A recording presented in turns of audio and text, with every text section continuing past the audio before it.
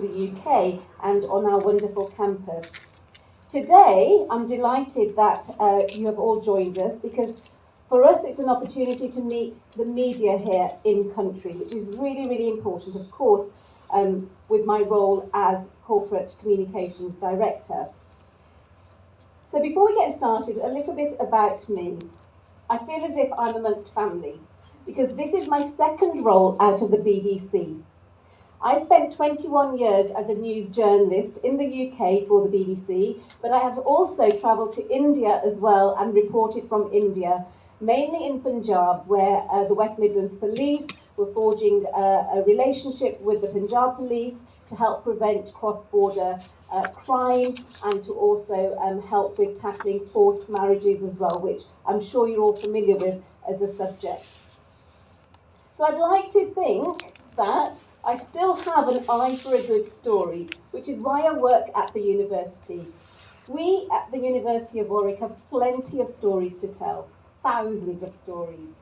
Stories that are embedded in our research, in our education, our innovation. We have long-standing partnerships across India. The most important one in many ways with Tata for over 25 years, and we'll talk about that a little later on.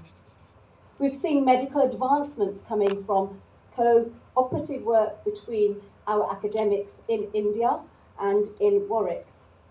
Achievements in our arts and culture, in our social sciences. And it's all underpinned by our purpose at the University of Warwick, which is to create a better world together through our world-leading research and education.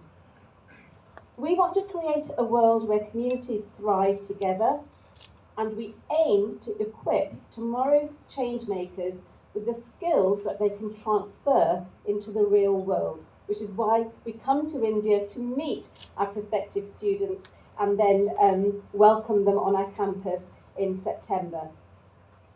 This year is actually a very special year for us because we're celebrating our 60th anniversary.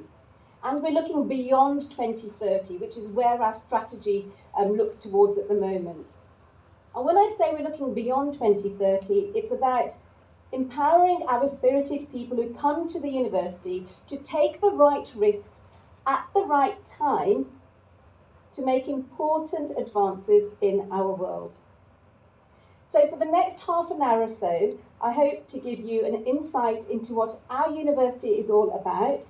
We're also going to meet a couple from our, a couple of people from our alumni community here in India and find out how the Warwick degree has helped them and how they are contributing back to the Indian economy and the global economy.